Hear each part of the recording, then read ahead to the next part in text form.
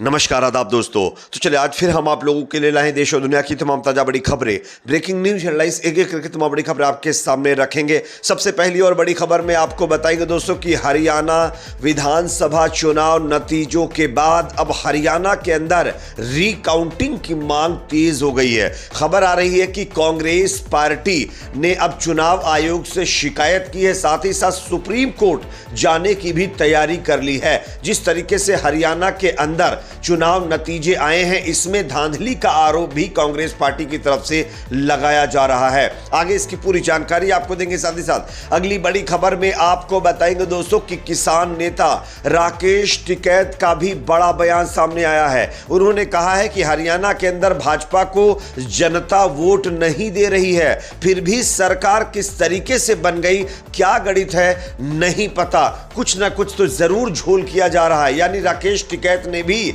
गड़बड़ी की आशंका जताई है। इनके पूरे बयान को भी आगे सुनाएंगे। साथ ही साथ अगली बड़ी खबर में आपको बताएंगे दोस्तों कि हरियाणा के रोहतक शहर की सीट पर 14 राउंड के बाद आपत्ति दर्ज होने पर जिस तरीके से रिकाउंटिंग की गई है, उसमें कांग्रेस पार्टी के प्रत्याशी चुनाव जीत गए हैं। आगे हम आपको बताएंगे कि दोस्तों किस तरीके से कांग्रेस पार्टी के इस प्रत्याशी को रिकाउंटिंग में सफलता मिली है। साथ ही साथ अगली बड़ी खबर में आपको बताएंगे दोस्तों कि अखिलेश यादव ने अब बीजेपी के ऊपर बड़ा आरोप लगाया है।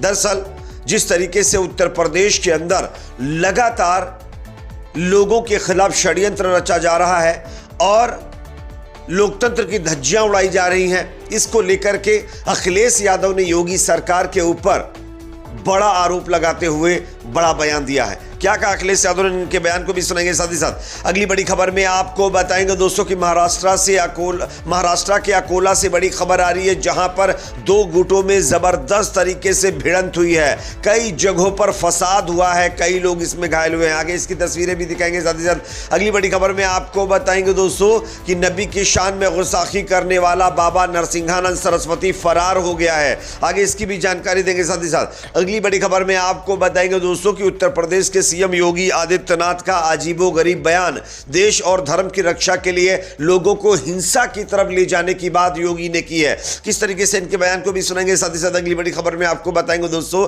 हिजबुल्लाह का इजराइल के ऊपर बहुत बड़ा हमला, 5 से ज्यादा मिसाइलों से इजराइल के हाइफा शहर को धुआं धुआं करके रख दिया हिजबुल्लाह ने। किस तरीके से, आगे इसकी भी जानकारी देंगे। उससे पहले अगर आप भी चाहते हैं दोस्तों कि हरियाणा विधानसभा चुनाव के वोटों की गिनती फिर से होनी चाहिए, तो कमेंट सेक्शन में अपना फीडबैक जरूर दिए। वीडियो को लाइक शेयर, चैनल पर नए तो सब्सक्राइब जरूर कर लीजिए। बात करेंगे पहली और बड़ी खबर की। जैसा कि आप जानते हैं हरियाणा के अंदर जिस तरीके से चुनाव नतीजे आए हैं, उससे हर कोई हैरान है। तमाम जो है चुनावी पंडित इसको लेकर के भविष्यवाणी करने में फेल हो गए हैं। खुद बीजेपी के कई नेता भी इन नतीजों से शॉक्ड हैं। लेकिन जिस तरीके से नतीजे आए हैं, इस पर कांग्रेस पार्टी ने सवाल खड़े करते हुए चुनाव आयोग के बाद सुप्रीम कोर्ट जाने की बात कही है। आप स्क्रीन पर खबर देखिए। हरियाणा चुनाव परिणाम ने तमाम एग्जिट पोल के अनुमानों को दरकिनार कर भाजपा ने जीत दर्ज की है। अपनी हार से नाराज कांग्रेस ने कहा है कि यह सिस्टम की जीत है और लोकतंत्र की हार है।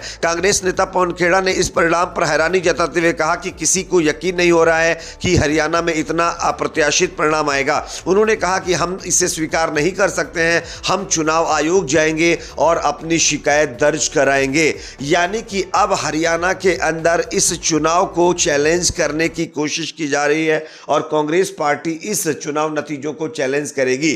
कांग्रेस का यह भी आरोप है कि कई बूथों के ऊपर गड़बड़ी की गई है, कई मशीनों के अंदर धांधली की गई है, जिसके चलते अब हम अगर चुनाव आयोग जाएंगे, अगर चुनाव आयोग हमारी मांग नहीं सुनता है तो सुप्रीम कोर्ट से भी इसमें दखल देने की मांग की गई है। हालांकि कई लोग तो हरियाणा के अंदर रिकाउंटिंग की भी मांग कर रहे हैं। लोगों का कहना है कि फिर से वोटों की गिनती की जाए, क्योंकि जिस तरीके से 10 से 11 बजे के बीच में अचानक बीजेपी के फेवर में नतीजे जाने शुरू हुए हैं, तब से एक बार भी बीजेपी 45 से 47 सीटों से नीचे नहीं आई है। यह कहीं ना कहीं नेचुरल बात नहीं है, इसमें कुछ ना कुछ जरूर झोल किया गया है। इसलिए फिर से या तो रिकाउंटिंग हो या इन चुनाव नतीजों की जांच होनी चाहिए। देखना होगा आगे इस पर क्या होता है। बात करेंगे अगली खबर की, जो कि दोस्तों सामने आ रही है। राकेश टिकैत का बड़ा बयान सामने आया है। भाकियू प्रवक्ता राकेश टिकैत यानी किसान नेता राकेश टिकैत ने हरियाणा चुनाव के नतीजों पर कहा है कि जनता भाजपा को वोट नहीं दे रही है, लेकिन फिर भी जो है बीजेपी आ रही है। वोट कहां से आ रहे हैं या राजनीतिक गणित का सवाल है, हमें इसके बारे में नहीं पता है।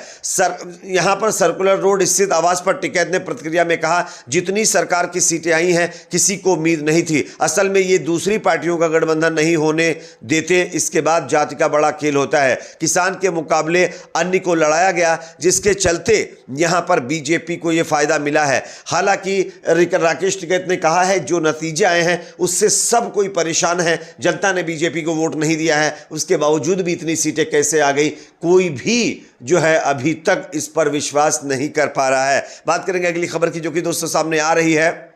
यहां पर कांग्रेस पार्टी को रोहतक सीट पर एक बड़ी कामयाबी मिल गई है। 14 राउंड की काउंटिंग के बाद आपत्ति दर्ज होने पर डीसी ने मतगणना को रुकवा दिया।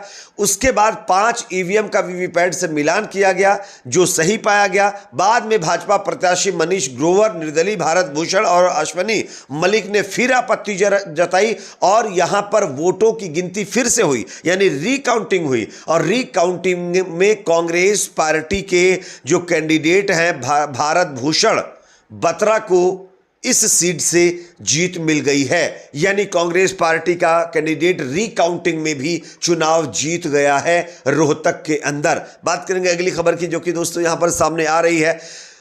यहां पर समाजवादी पार्टी के नेता अखिलेश यादव ने बीजेपी सरकार के ऊपर बहुत बड़े आरोप लगाए। आप स्क्रीन पर खबर देखिए। सपा अध्यक्ष अखिलेश यादव ने सोमवार को भाजपा पर हमला बोला। उन्होंने कहा कि भाजपा अपने राजनीतिक लाभ के लिए सत्ता का दुरुपयोग कर रही है। भाजपा ने साजिश और षड्यंत्र की सीमाएं पार कर दी हैं। भाजपा संविधान और लोकतंत्र की मर्यादा को तार तार कर रही है। सपा प्रमुख ने कहा, भाजपा का आचरण जनविरोधी है, अन्याय अत्याचार चरम पर है, लोगों के साथ भेदभाव हो रहा है। भाजपा सरकार में जन समस्याएं बढ़ती जा रही हैं, महंगाई, बेरोजगारी, भ्रष्टाचार चरम पर है, गरीब जो है न्याय के लिए भटक रहा है। और पार्टी नेताओं से उन्होंने कहा है कि वो संगठन को मजबूत करने में जुट गए और जो है अलग अलग जाकर के संगठन बूथ स्तर पर पार्टी को मजबूत करने की कोशिश करें, जिससे आने वाले दिनों में बीजेपी को मात दी जा सके, क्योंकि बीजेपी लोकतंत्र को तार तार करने में लगी हुई है। बात करेंगे अगली खबर की, जो कि सामने दोस्तों आ रही है। महाराष्ट्र के अकोला के अंदर 2 गुटों के बीच जबरदस्त हिंसा हुई है दोस्तों। कई जगहों पर आगजनी और पथराव की खबर सामने आ रही है। महाराष्ट्र में विधानसभा चुनाव को लेकर सियासी हलचल तेज है। इसी बीच महाराष्ट्र के अकोला में 2 गुटों के बीच तनाव पैदा हुआ। जानकारी के मुताबिक इस तनाव के चलते कई जगहों पर आगजनी और पथराव के साथ भारी भीड़ सड़कों पर उतर आई है। घटना के बाद तुरंत मौके पर पुलिस बल पहुंच गया। भीड़ ने जो है पुलिस ने भीड़ को लाठियां मारकर तितर-बितर कर स्थिति को नियंत्रण में लिया है। यह घटना सोमवार देर शाम हुई है, जब एक ऑटो रिक्शा मोटरसाइकिल से टकरा गया। उसके बाद 2 गुट आपस में भिड़े हैं और यहां पर बवाल हो गया है। बात करेंगे अगली खबर की, जो कि सामने दोस्तों आ रही है।